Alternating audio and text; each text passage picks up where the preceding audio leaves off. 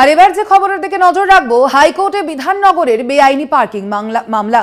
বেআইনি পার্কিং নিয়ে বিরক্ত প্রধান বিচারপতি। বেআইনি পার্কিং নিয়ে দ্রুত টেন্ডারের কাজ শেষের নির্দেশ বিধাননগর কমিশনারকে। নির্দেশ দেওয়া হয়েছে প্রধান বিচারপতির পক্ষ থেকে। আপনাদের জানিয়ে রাখি, এবার বেআইনি পার্কিং নিয়ে কিন্তু ক্ষোভ প্রকাশ করলেন হাইকোর্টের প্রধান বিচারপতি এবং তারপরে বেআইনি পার্কিং নিয়ে দ্রুত টেন্ডারের কাজ শেষের নির্দেশ দেওয়া হয়েছে বিধাননগর কমিশনারকে। এমনটাই নির্দেশ দিয়েছেন প্রধান বিচারপতি। পার্কিং নিয়ে দ্রুত টেন্ডারের কাজ শেষ করার নির্দেশ দেওয়া হয়েছে প্রধান বিচারপতির পক্ষ থেকে। হাইকোর্টে বিধাননগরের বেআইনি পার্কিং মামলা। কথা বলবো, ফোন লাইনে রয়েছেন প্রতিনিধি পীযূষ কান্তি নাগ। পীযূষ দা, এ বিষয়ে বিচারপতির ঠিক কি পর্যবেক্ষণ, কি বলেছেন তিনি?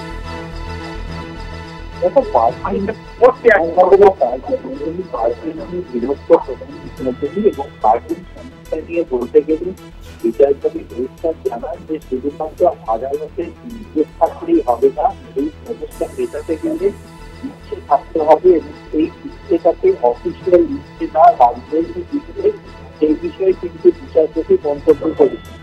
বিচারপতি কথাটাও বলেছেন যে বাসগুলো যাতায়াত করে সেই বাসগুলো ইতিমধ্যে ফেলে দেওয়া উচিত, কিন্তু সেই বাসগুলোকে চালাচ্ছে এই হিসেবে রাজ্যের আইনজীবীর উদ্দেশ্যে মন্তব্য করে বিধাননগর কমিশনারকে নির্দেশ দিয়েছেন বেআইনি পার্কিং নিয়ে অতি দ্রুত টেন্ডার করতে হবে।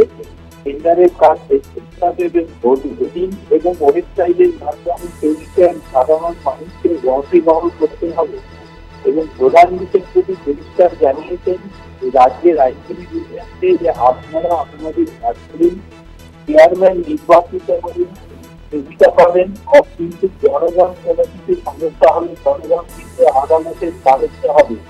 বেআইনি পার্কিং এই মামলা চলাকালীন প্রধান বিচারপতি আরো মন্তব্য করেন যে বাসগুলো চালানো হচ্ছে তার ড্রাইভার বা কন্ট্রাক্টর নয়, যাত্রীদের ক্ষেত্রে তা কিন্তু বিপজ্জনক হয়ে উঠছে।